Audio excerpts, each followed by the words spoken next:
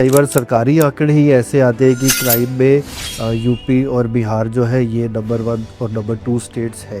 पहले की चीजों से तो मेक इन इंडिया और मेड इन इंडिया इन दोनों में फर्क है, तो आपको लग रहा है कि मेक इन इंडिया देश की सेवा करने के लिए पॉलिटिक्स में आना कितना जरूरी है? देश की सेवा करनी हो तो आप सोशल वर्क करके भी कर सकते हो। Welcome to the curious soul season 1।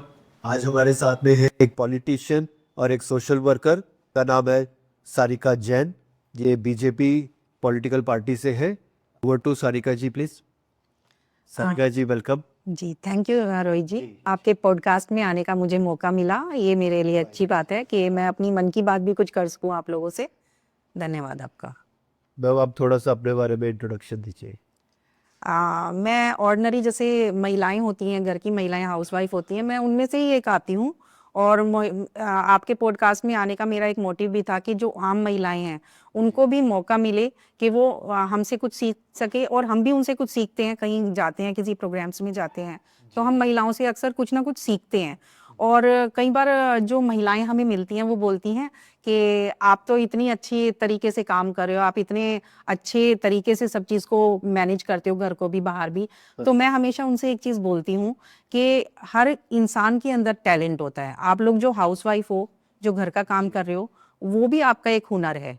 हर किसी के अंदर टैलेंट होता है। हमें भी मौका मिला बाहर आने का, अगर आप लोगों को भी मौका मिलेगा तो आप भी अच्छे से उसको पॉलिश कर पाओगे। तो मेरी जो जर्नी है, मैं एक छोटे से टाउन की बेटी हूँ, वहाँ से स्टार्ट हुई है। स्कूल में भी मुझे लगता था कि पॉलिटिक्स वगैरह में आऊँ मैं। मेरे पास जो सब्जेक्ट्स रहे हैं वो भी पॉलिटिकल साइंस, इकोनॉमिक्स उस टाइप के रहे हैं। और 10th क्लास में मैंने एक बार अटल बिहारी वाजपेयी जी का रोल किया। तो मुझे उस टाइम पे नहीं पता था कि मैं कभी बीजेपी में आऊंगी, लेकिन कहते हैं कि नियति आपको कहाँ से कहाँ ले जाती है, शुरुआत वहीं कुछ से होती है। शुरुआत वहीं से होती है। ओके। तो मुझे उस टाइम पे नहीं पता था कि मैं ये रोल क्यों कर रही हूँ। तो इसका मतलब मैं शुरू से ही बीजेपी पार्टी को सपोर्ट करती आई हूँ। तो वाजपेयी जी तो ऑलमोस्ट पूरे इंडिया के रोल मॉडल है। बिल्कुल सभी के उससे रोल मॉडल। पहले भी जो थे, जो उनके बाद की भी जनरेशन है वो भी उनको फॉलो करते, जो उनको नहीं देख सकी उनके बारे में पढ़ के और सुन के भी उनको उनसे इंस्पायर्ड है। राइट, तो आपने वो रोल क्या करा था?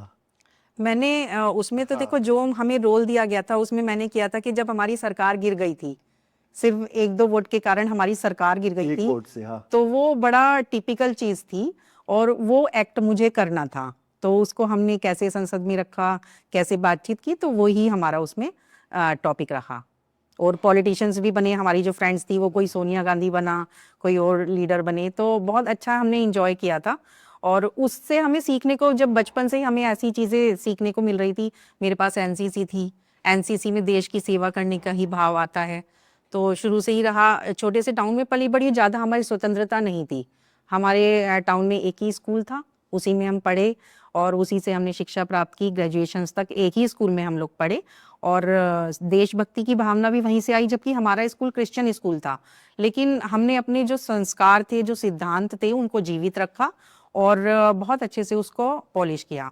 एक बार की बात मुझे ध्यान है, मैं 12th क्लास में थी और हमारा जैसे वो होता है, मिस सेंट जोसेफ मेरे को बनाया गया। हमारा कंपटीशन होता था जब फेयरवेल पार्टी होती थी, तो मिस सेंट जोसेफ का खिताब मुझे मिला। तो बड़े प्राउड की बात थी वो मेरे लिए। और स्कूल में कोई भी कंपटीशन होता था, कोई भी, चाहे छोटे से छोटा कंपटीशन, दौड़ का हो, बास्केटबॉल का हो, प्ले में भी, या रंगोली का हो, मेहंदी कंपटीशन हो, किसी भी तरह का कंपटीशन होता था, या स्पीच देने का कंपटीशन हो, मैं हर चीज में पार्टिसिपेट किया करती थी। तो मुझे लगता है कि सब में टॉप भी आती हो गया। सब में, मैं जब 12th क्लास में हमारा रिजल्ट आया, जी। मेरी एक फ्रेंड थी, वो हमेशा अक्सर फर्स्ट आया करती थी। तो मैंने अपने मन में टारगेट लगाया कि ये फर्स्ट आ सकती है तो मैं सेकंड तो आ ही सकती हूँ ना। अगर मैं सोचूं फर्स्ट आने की तो उसके बाद मैं सेकंड तो आ ही सकती हूँ ना। और ऐसा ही हुआ, मैं पूरे सेंटर में सेकंड आई।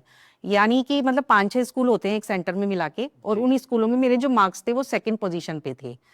तो वो भी अच्छी बात है, हमें किसी ना किसी से प्रेरणा मिलती है। मुझे अपनी फ्रेंड से प्रेरणा मिली और मैं उसके मुंह पर भी ये बात बोलती हूँ, कई बार मिलती है मुझे। तो हम किसी छोटे बच्चे से भी कुछ प्रेरणा ले सकते हैं। फील नहीं हुआ नहीं, उसको ये जेलस, मेरे इतने क्लोज कैसे आगे सेकंड आ गई है तो ये फर्स्ट भी आ जाएगी?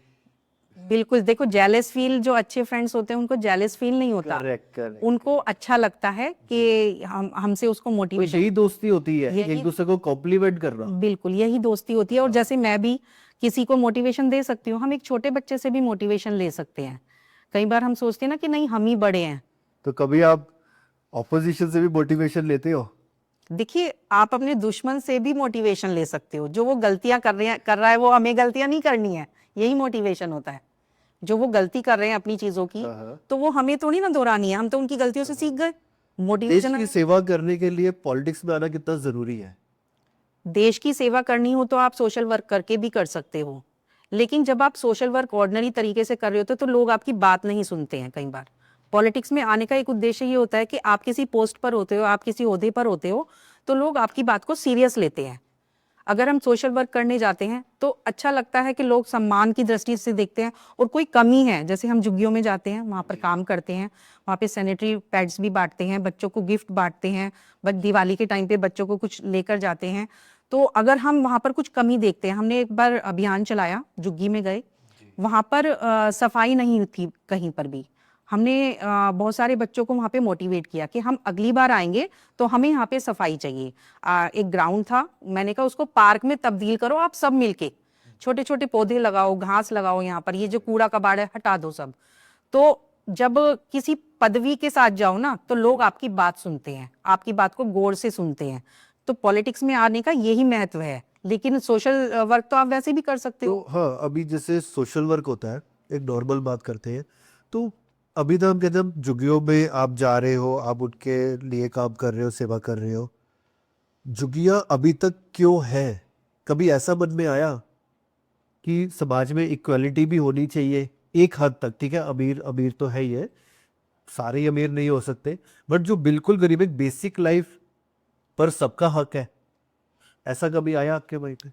देखिए, सरकार सबको प्रोवाइड अच्छी चीजें कराना चाहती है, हाँ लेकिन ये जो झुग्गियां हैं, हाँ। ये बचपन से मतलब मरने की भी उम्र आ जाएगी ना, झुग्गियां कभी बस झुग्गियां कभी कम नहीं होगी। कांग्रेस की राजनीति थी और नहीं, पार्टी पॉलिटिक्स से हट। नहीं नहीं, पार्टी पॉलिटिक्स की बात नहीं कर रही हूँ मैं।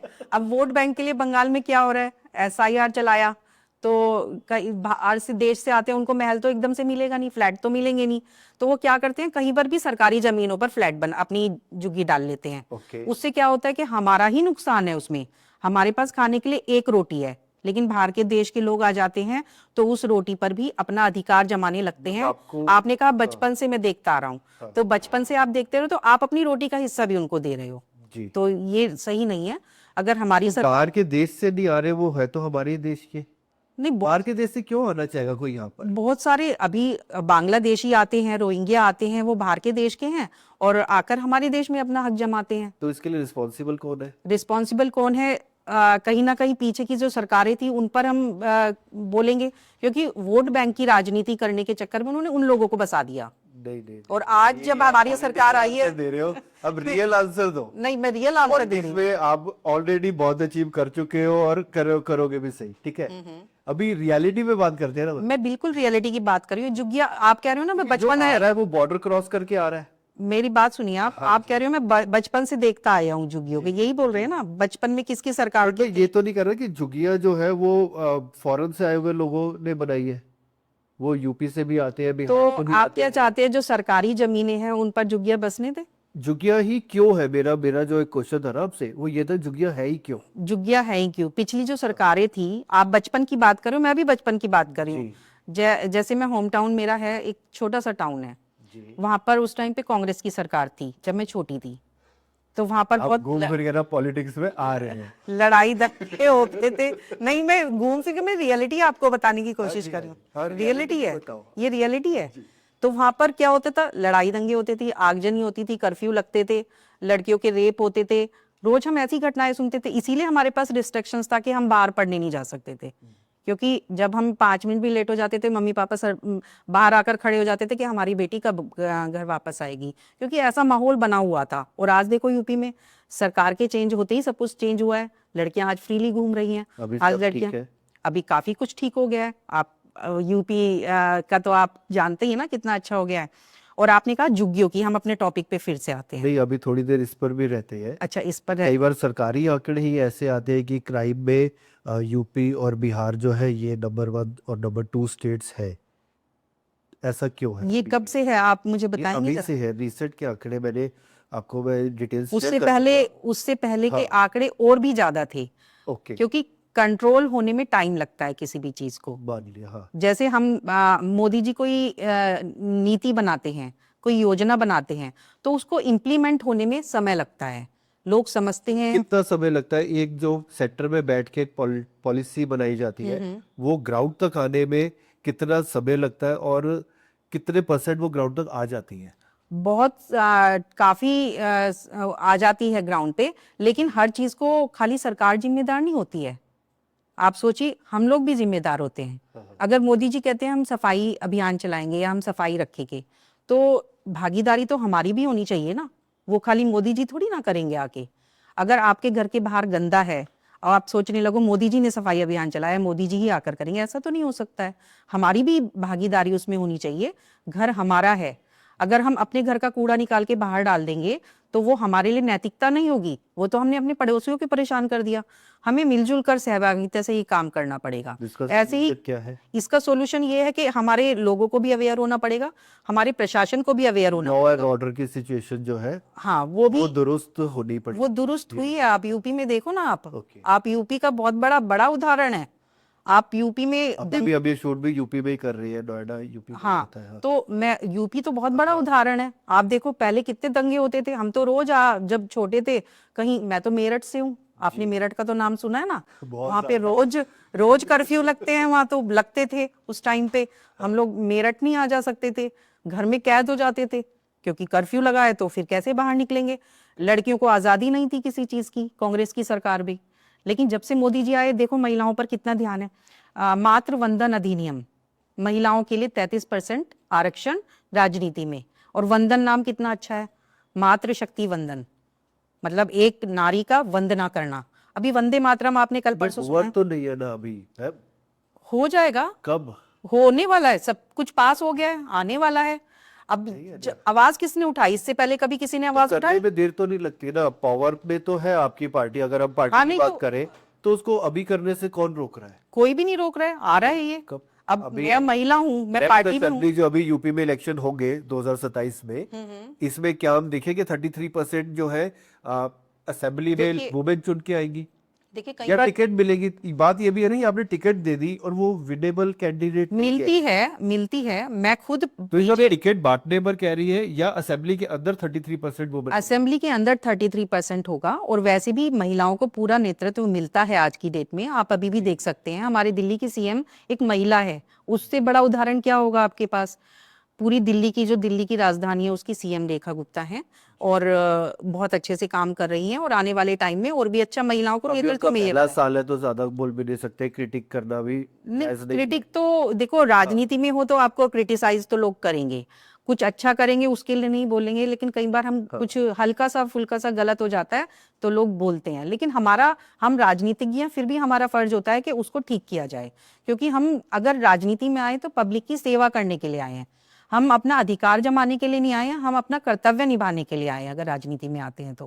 क्योंकि मैं एक सोशल वर्कर भी हूँ, देखती हूँ जानबूझ के मैं झुग्गियों में जाती हूँ, उनकी क्या परेशानी है, क्या कठिनाइयां हैं, तो वो हम सॉल्व भी करते हैं। अगर हमसे कोई कहता है कि ये हमारी पेंशन नहीं बनी है, या हमें ये यहाँ पर रास्ता साफ नहीं है, यहाँ पानी की दिक्कत है, तो हम उसे नोट डाउन करते हैं, बहुत अच्छे से उसको आगे तक पहुंचाते हैं, जिससे कि वो प्रॉब्लम सोल्व हो सके। करप्शन अभी भी है? जब से मोदी जी की सरकार आई है, ना खाऊंगा ना खाने दूंगा, ये आपने सुना ही है ना पहले भी। और पहले कॉमनवेल्थ गेम की बात आप ले लो आप। फिर भुखमरी में इंडिया नंबर 1 नंबर 2 पे रैंक करता है। अब आप एक विशेष जाति पे अगर मैं जाऊंगी तो एक एक परिवार में 10-10 20-20 बच्चे होंगे, तो वो किसकी, मोदी जी की जिम्मेदारी है या वो सरकार की जिम्मेदारी है, किसकी? तो जब वोट मांगे थे या मांगते हैं पॉलिटिशियन, तब तो ऐसा कुछ नहीं बोलते कि इस वजह से ये काम नहीं हो पाया। मानते हो इस बात को? तो जनरली मैं नहीं, देखिए अभी कोरोना का आते हैं फिर कहते हैं इस वजह से, जैसे अभी दिल्ली में पोल्यूशन है तो बोलते वो 12 साल की वजह से। मैं आपकी बात अभी कैसे ठीक करें? मैं आपकी बात का बिल्कुल जवाब दूंगी। कोरोना काल था, जी, जनसंख्या थी हमारे पास बहुत सारी, और कमाई का कोई साधन नहीं था लोगों को, लोग घर में कैद थे। लेकिन उनको घर घर तक अन्न किसने पहुंचाया, राशन किसने वितरित किया इतने सारे लोगों को? कोई भूखा नहीं सोया कोरोना काल में। सबके घर में राशन गया है, सबके घर में फोन पे पैसे गए हैं। पहले भ्रष्टाचार की अति हुआ करती थी, लोग नीतियां बनाते थे, योजनाएं बनाते थे, लेकिन करप्शन के उनके घर में चला जाता था वो पैसा। डिजिटल आने से उनके फोन पे डायरेक्ट उनके फोन में पैसे जाते हैं, डायरेक्ट उनके खाते में पैसे जाते हैं। तो ये एक बहुत बड़ी तो क्या उपलब्धि ये है। सही चीज है डायरेक्ट खाते में पैसे देना लोगों को? डायरेक्ट पैसा देना तो हम क्या करप्शन को या वोट चोरी को नहीं हम नहीं, बिल्कुल नहीं करता। जो गरीबी रेखा से नीचे है उनका ध्यान रखना सरकार का कर्तव्य होता है, और वो सरकार अपना बखूबी निभा रही है। कि जैसे मान लो कि पैसे की जगह जिसको खाने की जरूरत है उसको खाना दिया जाए। अगर आप उसको पैसे देंगे तो जरूरी नहीं कि वो खाने पर ही देगा। फैमिली के एक बंदे को आप पैसा दोगे, अब वो किसी भी चीज पर खर्च कर सकता है। बिल्कुल, अभी कैंटीन भी हमारी खुल रही है, 5-5 रुपये में खाना है। पूरी दिल्ली में 100 कैंटीन हमारी अभी खुली है, और वो भी उसी का शीला जी का टाइम आपने देखा है? हाँ, बिल्कुल देखा है। 15 साल था ना? हाँ, 15 साल सीएम रही थी वो। उस टाइम पे कुछ चेंजेस आए थे दिल्ली में? दिल्ली में शीला दीक्षित जी का टाइम अच्छा था या केजरीवाल साहब का? देखिए, आप ज्यादा अच्छा बताएंगे तो मुझसे ज्यादा। वैसे एक तो आपने बता रहा है। नहीं, आप ज्यादा अच्छा बता पाएंगे। आप भी वैसे मैं बता देती हूँ। हाँ। करप्शन तो दोनों टाइम पे रहा, चाहे वो शीला जी की सरकार अभी हो। कॉमनवेल्थ भी आ रही है, तो एक तो 2010 में कॉमनवेल्थ हुई थी, उसमें बहुत सरकार की किरकिरी हुई थी। बिल्कुल, सरकार इंडिया ने अच्छा परफॉर्म करा था, वो स्टेडियम में बहुत अच्छा बना। लास्ट ओवर में एक ब्रिज टूट गया था वो, और वो प्लस करप्शन का हिस्सा होता है। कॉमनवेल्थ गेम्स विलेज जो थी उसमें करप्शन था। और बोलते टिश्यू पेपर भी 5-5 हजार का एक पैकेट था।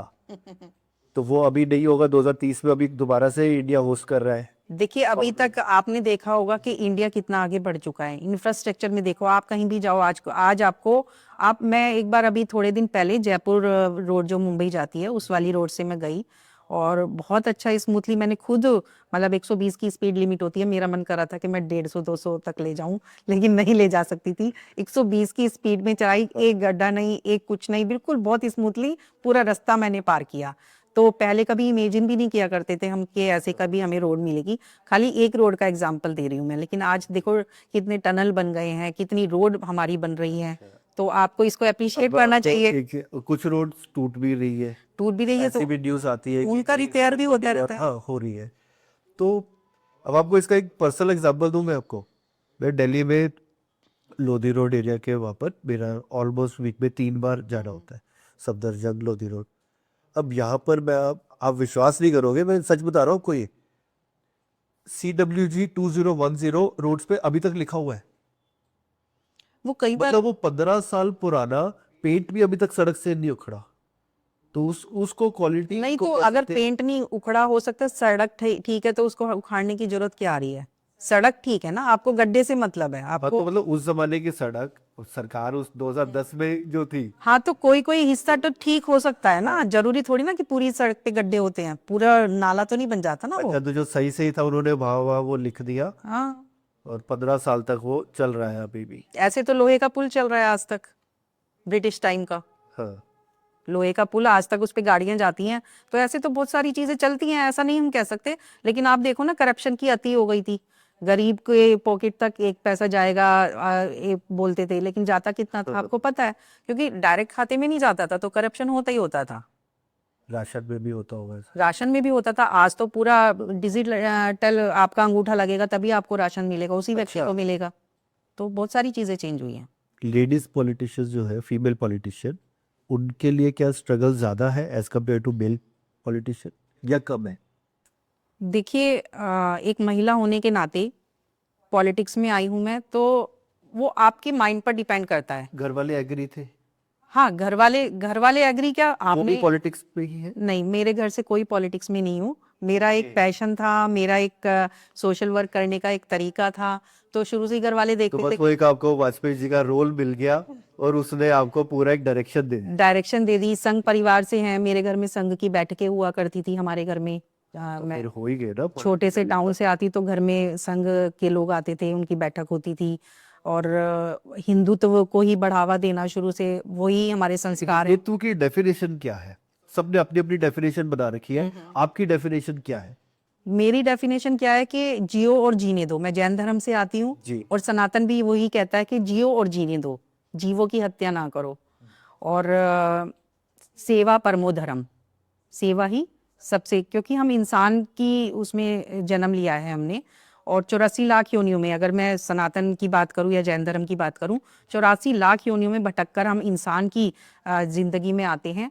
तो हमारा फर्ज हो जाता है कि अपने जो कर्मा हैं उनको हम खराब ना करें, उनको हम अच्छा करें और सेवा भाव से करें। देश की सेवा के साथ भी कर सकते हैं, किसी भी तरीके से आप अपने कर्मा को अच्छा कर सकते हो।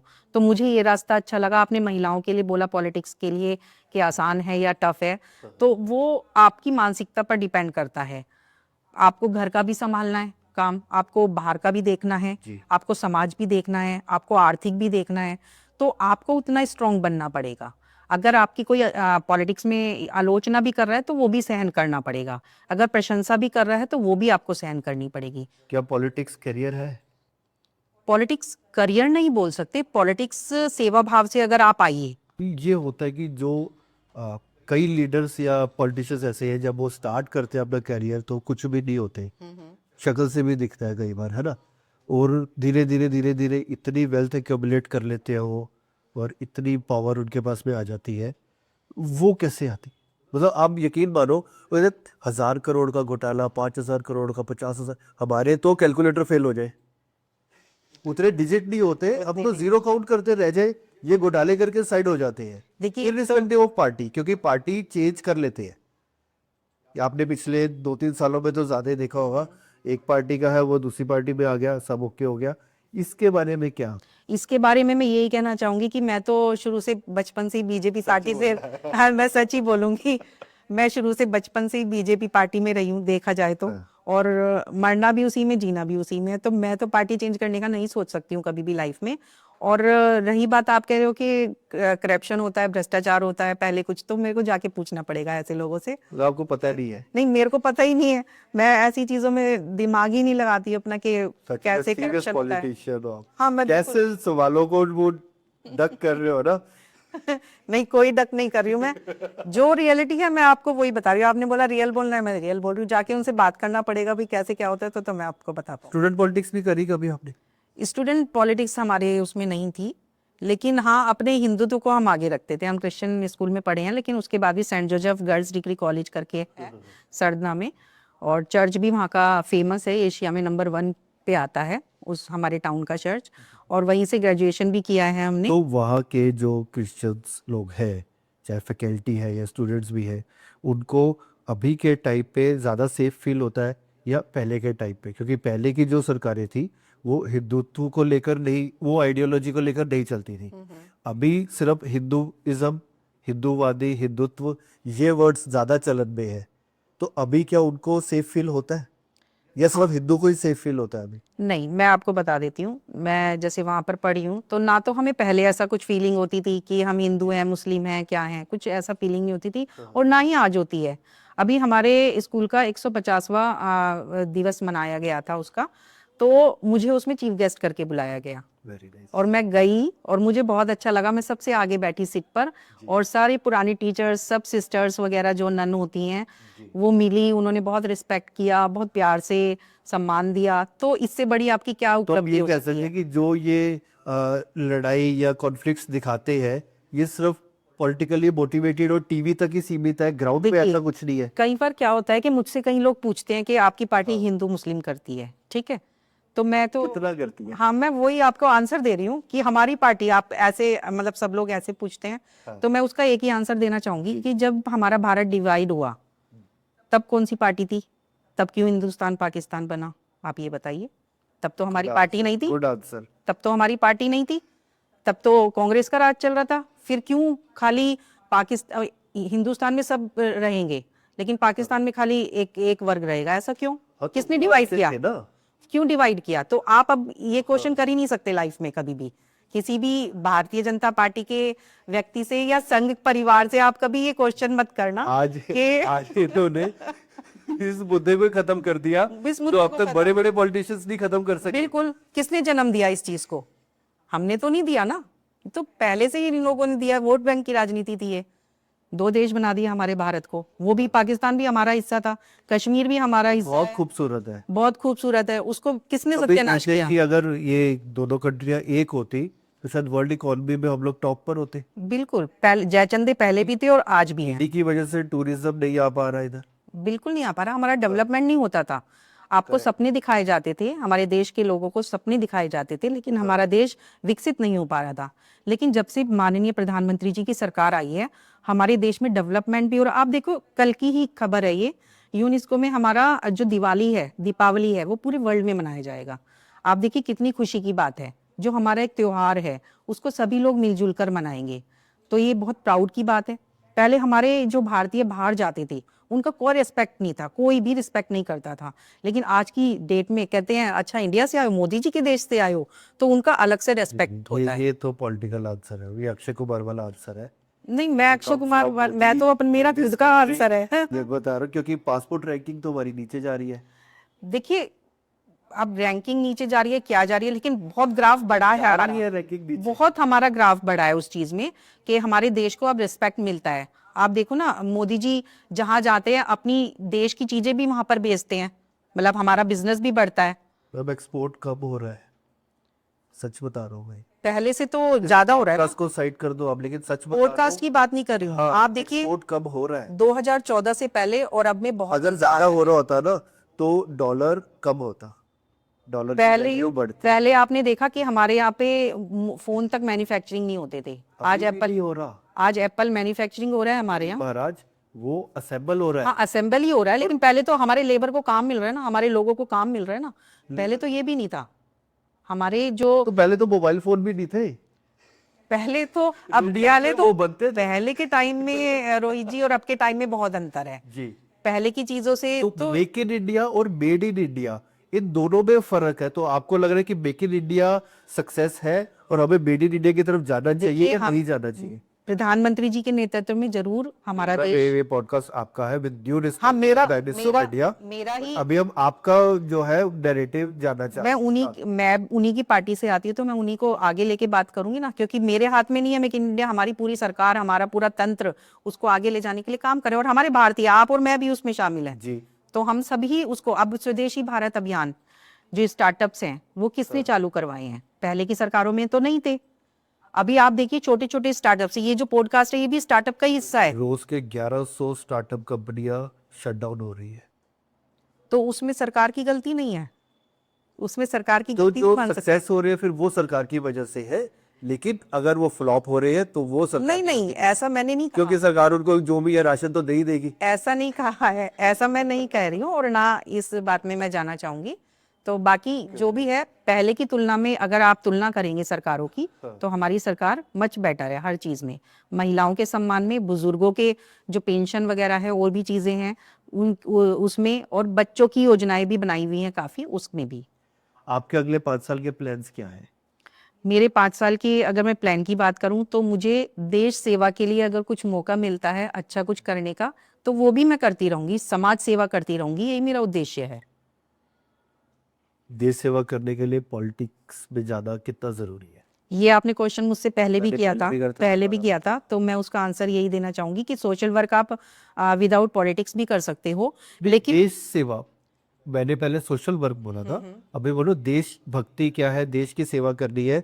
आप क्या सिर्फ पॉलिटिक्स में रहकर कर सकते हैं, या आप एक अच्छे सिटीजन बन के कर सकते हैं, आर्मी में जाके कर सकते हैं, टैक्स भर के कर सकते हैं। आप सभी चीजों में देश की सेवा कर सकते हैं। जब आप टैक्स भरते हैं तो उससे हमारे देश का भला होता है, उससे हमारी रोड्स बनती हैं, उससे नए नए इंफ्रास्ट्रक्चर खड़े होते हैं, उससे बहुत सारी योजनाएं बनती हैं ताकि वो गरीबों तक पहुंच सके और उसका लिविंग स्टैंडर्ड ऊपर उठ सके। तो उन योजनाओं के लिए वो पैसा काम आता है जब हम टैक्स पे करते हैं। जब हम सैनिक के रूप में कार्य करते हैं तो हमारे देश की बाउंड्रीज को सेव करता है। और अगर हम अपने भारतीय 140 करोड़ लोगों की बात करते हैं तो हम लोग भी सैनिक ही हैं, देखा जाए तो हमें भी उसकी तरह ही, जो हमारे देश में गद्दार हैं, जो दुश्मन हैं, उनको बाहर निकाल के फेंकना है, क्योंकि हम इंडियंस हैं, हमें अपने देश की रक्षा करनी है। सबसे पहले हमारा ये उद्देश्य होना चाहिए। और अगर पॉलिटिकल के नाते देश की सेवा आप बात कर रहे हैं तो उसमें भी देश की सेवा है। जो खराब नीतियां थी, जो लोगों के लिए अच्छी नहीं थी, जो SC ST का फर्क समझते थे लोग, आज उसको मिटाया गया ना इस सरकार में। तो वो भी देश सेवा है, ताकि मतभेद खत्म हो, ताकि भेदभाव खत्म हो एक दूसरे के मन से, वो भी देश की सेवा ही है। हो गए खत्म? भेदभाव खत्म हो गया? बिल्कुल, बहुत कुछ फर्क पड़ा है।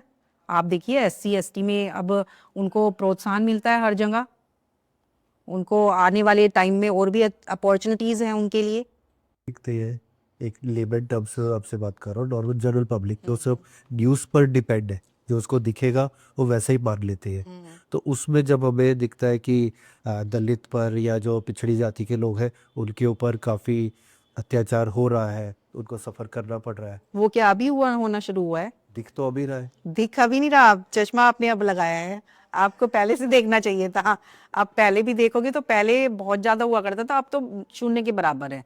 आप गिनती चुनती की खबर सुनते होंगे अब, लेकिन पहले की सरकारों में बहुत होता था। सच में? सच ही बोल रही हूँ मैं, झूठ बोलने नहीं आई हूँ। जो सच बात है वही आपको मैं बोल रही हूँ। बताना चाहोगे अपने बारे में? अपने बारे में यही कि अगर आप किसी संस्था से जुड़ते हो, किसी आ, उद्देश्य के लिए जुड़ते हो, तो उसको अपनी पूरी निष्ठा से करना चाहिए। और एक चीज़ और आपके चैनल के माध्यम से युवाओं को भी बोलना चाहूँगी, सभी को बोलना चाहूँगी कि कठिनाइयाँ रास्ते में बहुत आती हैं, लेकिन कठिनाइयाँ इसलिए आती हैं कि आप अपने आप को पॉलिश कर सको। ईश्वर भी कठिनाइयाँ उन लोगों को देता है जो उसको सामर्थ्य रखते हैं उसको झेलने का, और अपने आप को अच्छा करके और निखार कर लाते हैं आगे की तरफ। एक दिन के लिए आपको PM बनने का मौका मिल जाए तो क्या चेंज लाओगे? देखिए, PM साहब का एक मैंने इंटरव्यू सुना था कि ये कुर्सी सुबह ही उठते हमें गाली पड़नी शुरू हो जाती है। वो काम अच्छा करते हैं लेकिन कांटों की सेज होती है ये, और कुछ नहीं होता। लोग अपने अधिकार जानते हैं लेकिन अपना कर्तव्य नहीं जानते। अगर PM की कुर्सी भी मिलती है तो वो एक देश सेवा के लिए है, वो आपको आराम नहीं दे सकती वो कुर्सी, वो कांटों का ताज ही होती है। पॉइंट, आप PM बन गए, पहला स्टेप आप क्या लोगे? अभी तक आपको लग रहा है कि मैं ये करना चाहती हूँ और मैं नहीं कर पा रही हूँ। अगर अगर PM भी कर रहे हैं वो काम और मैं भी वही काम करती, उसमें क्या है कि झुग्गियां हटानी है तो हम बिल्डिंग बना ही मतलब आप ये कह रहे हैं कि जो काम PM कर रहे हैं वो ठीक कर रही है, अगर बहुत अच्छा कर रहे हैं। आप भी PM बनोगे तो आप भी वही करोगे? वो ही करेंगे, बिल्कुल वही करेंगे। आंसर वो बेस्ट PM है, अभी तक के बेस्ट PM है वो। और आप देखो कितनी सारी फ्लैट्स बना दिए उन्होंने, झुग्गियां हटाने के लिए तो बनाए गए हैं वो फ्लैट्स। कितने लोग शिफ्ट हो गए, आप जाइए कभी, जो गरीब लोगों के लिए फ्लैट बने हैं वो कितने खुश हैं। वो पहले झुग्गी में रहते थे, वहां पानी पीने की व्यवस्था नहीं, खेलने की व्यवस्था नहीं बच्चों की, आज देखो कितने खुश हैं वो लोग। तो झुग्गियां हटाने का पूरा इसीलिए अभियान चल रहा है क्योंकि उनके लिए बिल्डिंग्स बनाई जा रही हैं, और पूरे दिल्ली में कहीं ना कहीं ये हर क्षेत्र में बिल्डिंग्स बन रही हैं जिससे कि झुग्गियां में जो लोग रहते हैं वो वहां शिफ्ट हो सके। Thank you so much ma'am, as I आपने अपना टाइम दिया, I wish you all the best. Thank you so much. और बड़े पत्री के रूप में अब देखिए और आपसे अपॉइंटमेंट ले इंटरव्यू के लिए। आपका धन्यवाद रोहित जी, और आपकी पॉडकास्ट का बहुत बहुत धन्यवाद कि मुझे आप लोगों ने बुलाया।